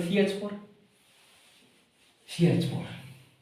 अब ये जो गैस होती है CH4 मीथेन गैस है। अब इसके अंदर देखो, जब इसको ऑक्सीजन की उपस्थिति, किसकी उपस्थिति में, ऑक्सीजन की उपस्थिति में जलाया जाता है, दहन किया जाता है। इसका क्या किया जाता है बताओ, दहन किया जाता है। प्राकृतिक गैस है, मीथेन क्या है, प्राकृतिक गैस है, प्रकृति द्वारा प्राप्त हो रही है, और इसको ऑक्सीजन की उपस्थिति में जलाया जाता है तो क्या बनता है, कार्बन डाइऑक्साइड और जल बनता है। ये जल है, क्या है, ये जल है, ये कार्बन डाइऑक्साइड गैस है। क्लियर है क्या। और जो जल बनता है किसकी फॉर्म में मिलता है, वो भी गैस की फॉर्म मतलब उष्मा की फॉर्म में मिलता है और ऊर्जा बाहर निकलती है। बताओ क्लियर है कि नहीं। उष्माक्षेपी अभिक्रिया का उदाहरण, उष्माक्षेपी अभिक्रिया वे अभिक्रिया होती है जिनके अंदर उष्मा बाहर निकलते हैं, उन्हें क्या कहते हैं, उष्माक्षेपी अभिक्रियाएं कहते हैं।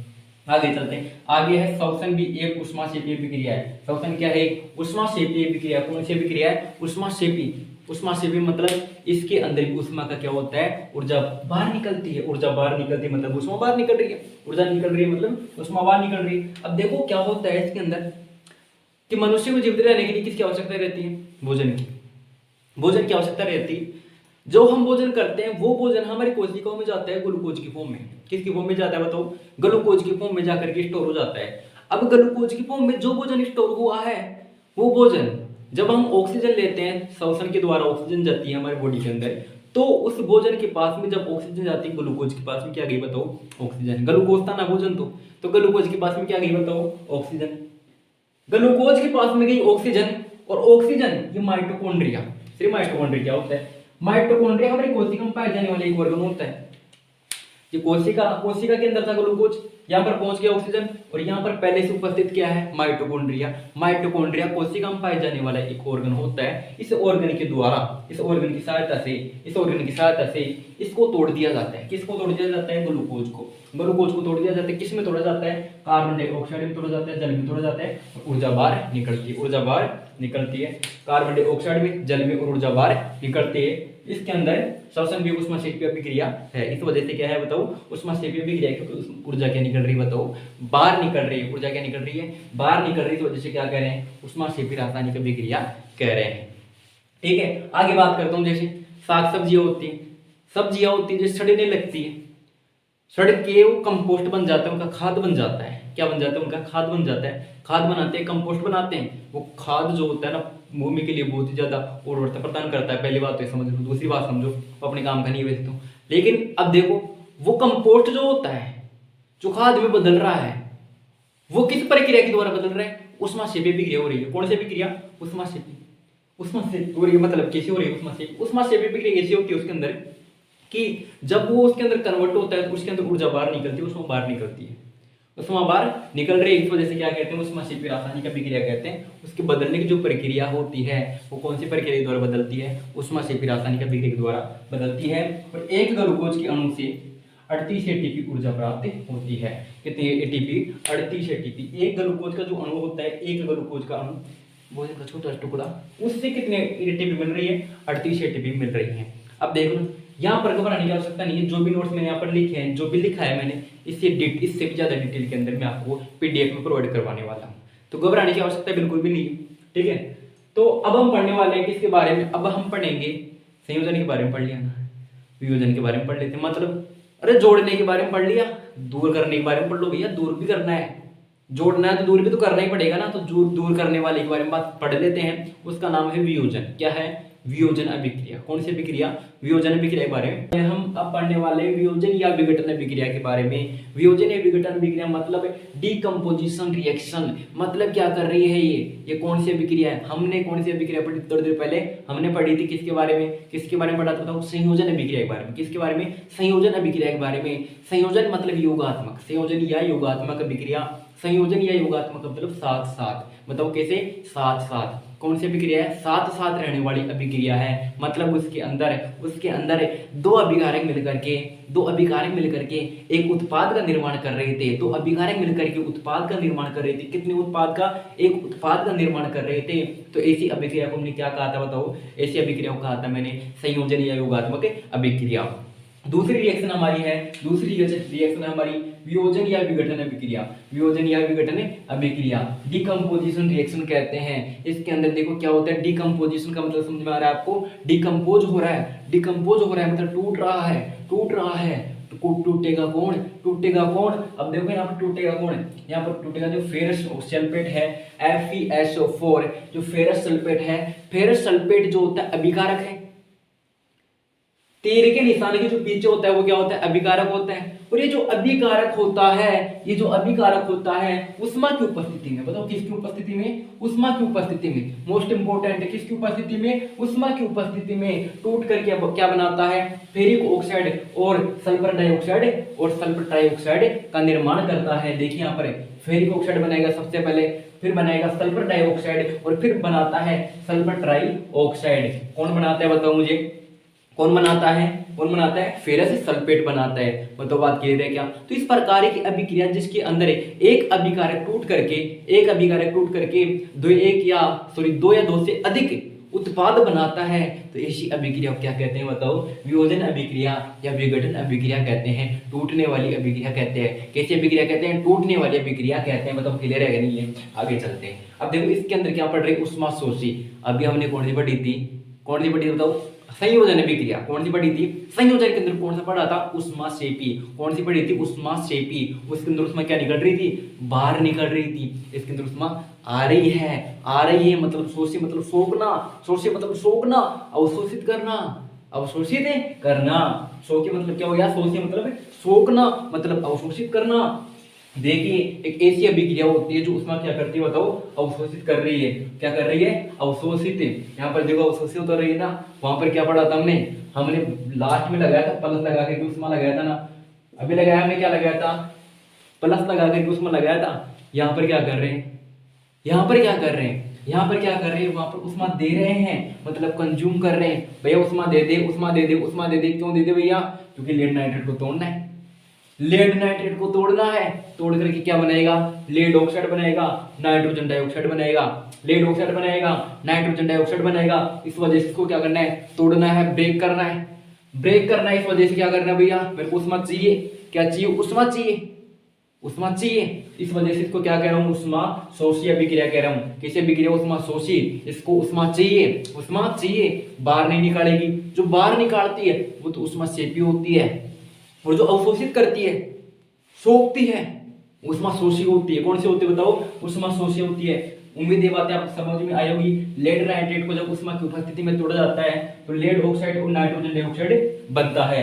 देखो कह रहा है इस अभिक्रिया में भूरे रंग का धुआं, कौन सा रंग का बताओ, भूरे रंग का धुआं उत्सर्जित होता है। और जो भूरे रंग का धुआं उत्सर्जित होता है ना, होता है नाइट्रोजन डाइऑक्साइड, नाइट्रोजन डाइऑक्साइड। ये आगे की जो लाइन है आपको नोट्स में लिखी हुई मिल जाएगी। नोट्स कहाँ मिलेंगे आप सभी को पता होगा। जल का विद्युत अपघटन, जल का विद्युत अपघटन। देखो उष्मा क्षेपी अभिक्रिया हम कंप्लीट करेंगे, उष्मा शोषी हमने कंप्लीट कर ली, संयोजन वियोजन हमने कंप्लीट कर ली है। अब पढ़ने वाले हैं जल का विद्युत अपघटन। अभी जल का जो विद्युत अपघटन है इसके अंदर एक चित्र भी है, चित्र भी है जो आपको नोट्स में दिया जाएगा। जल का जो विद्युत अपघटन है उसके अंदर एक चित्र भी है जो आपको नोट्स में दिया जाएगा, और बहुत महत्वपूर्ण है, बहुत क्या है, महत्वपूर्ण है। अब देखो जल का विद्युत अपघटन क्या करते हैं, जल को तोड़ दो भैया, क्या कर रहे हैं, जल को तोड़ रहे हैं। जल के अंदर धारा प्रवाहित की, जल के अंदर क्या प्रवाहित कर रहे हैं, धारा, अरे इलेक्ट्रिसिटी प्रवाहित कर रहे हैं, धारा प्रवाहित कर रहे हैं। देखो इसको इलेक्ट्रिक करंट देने पर क्या होता है, हाइड्रोजन बनता है और ऑक्सीजन बनता है। क्या बनता है बताओ, हाइड्रोजन और ऑक्सीजन। तो मतलब जल को क्या कर दिया हमने, तोड़ दिया। और जल के तोड़ने की जो प्रक्रिया होती है उसे क्या कहते हैं, जल का विद्युत अपघटन। क्या कहते हैं बताओ, जल का विद्युत अपघटन। जल मतलब जल होता है ना, विद्युत मतलब विद्युत के द्वारा अपघटन। जल का विद्युत के द्वारा क्या होता है, अपघटन। जल का ये जल है ना, इसका विद्युत के द्वारा क्या हो रहा है, अपघटन, टूट रहा है। इस प्रकार की अभिक्रिया आपको समझ में आई या नहीं आई, जल का विद्युत अपघटन आपको समझ में आया या नहीं आया। तो अब पढ़ने वाले क्या है, अब इसके बारे में पढ़ लिया। दो बार अभिक्रिया हो चुकी है, एक संयोजन एक वियोजन। अब तीसरी अभिक्रिया के बारे में आगे। अब दूसरी अभिक्रिया स्टार्ट करने से पहले हमने थोड़ा सा टॉपिक और ले लिया है। यहाँ पर टॉपिक क्या है, अभी टॉपिक किसका चल रहा है, ये अभी उसी अभिक्रिया का थोड़ा टॉपिक रह गया था, तो इसके बारे में आपको बता देता हूं मैं। यहाँ पर देखिए कह रहा है सूर्य के प्रकाश द्वारा वियोजन। वियोजन का मतलब तो जानते हो ना, वियोजन वाली अभिक्रिया हमने देखी, विघटन वाली, तोड़ने वाली अभिक्रिया के बारे में बात कर रहा है। तो वियोजन का मतलब वही है, और उसी अभिक्रिया का थोड़ा सा टॉपिक है ये। और देख कह रहा है कि सूर्य के प्रकाश के द्वारा वियोजन, सूर्य का प्रकाश जानते हो, सूर्य प्रकाश जानते हो, ठीक है, द्वारा वियोजन, वियोजन मतलब तोड़ना।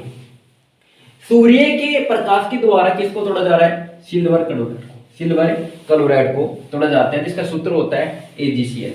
AgCl होता है सॉलिड स्टेट में होता है, और इसको सिल्वर क्लोराइड को क्या कर जा रहा है, तोड़ा जा रहा है किसके द्वारा, सूर्य के प्रकाश द्वारा। किसके द्वारा तोड़ा जा रहा है, सूर्य के प्रकाश के द्वारा तोड़ा जा रहा है और मेरे पास क्या बनता है, सिल्वर बनता है और क्लोरीन बनता है। तो क्लियर के बाद आगे चलते हैं। आगे इसी प्रकार से सूर्य के प्रकाश के द्वारा सिल्वर ब्रोमाइड को तोड़ा जा रहा है। किसको तोड़ा जा रहा है, सिल्वर ब्रोमाइड को। और सिल्वर ब्रोमाइड को जब प्रकाश की उपस्थिति में तोड़ते हैं, जब प्रकाश की उपस्थिति में तोड़ा जाता है तो क्या बनता है, सिल्वर प्लस ब्रोमाइड बनता है। तो क्लियर है नहीं है। आगे टॉपिक क्या था हमारा, आगे टॉपिक हमारा उष्मा का अवशोषण। उष्मा का अवशोषण, उष्मा अवशोषित किस प्रकार से होती है, कौन कौन सी विधियां है, कौन कौन से प्रकार है। जैसे प्रकाश के द्वारा, प्रकाश के रूप में उष्मा अवशोषित हो रही है, विद्युत के रूप में उष्मा अवशोषित हो रही है और उष्मा के रूप में उष्मा क्या हो रही है, अवशोषित हो रही है। तो तीन प्रकार से उष्मा अवशोषित होती है, तीन प्रकार से उष्मा क्या होती है, अवशोषित होती है। यहाँ तक हमने पढ़ लिया है। और हमने कौन कौन से अभिक्रिया पढ़ ली है, हमने पढ़ ली है संयोजन और वियोजन अभिक्रिया। अब हमारी जो अभिक्रिया चलने वाली है वह द्विविस्थापन अभिक्रिया। कौन सी अभिक्रिया है, द्विविस्थापन अभिक्रिया के बारे में पढ़ने वाले हैं।